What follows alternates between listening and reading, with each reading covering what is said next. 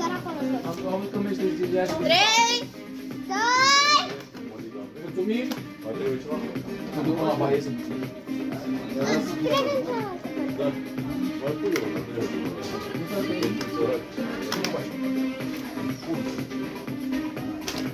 Nu e aici, nu e aici.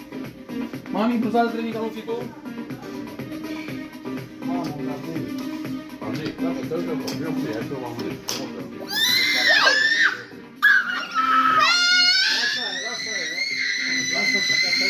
Amalia! Ai mâncat mai târziu. Amalia, ce Ai ai? mâncat bază. Da, să mă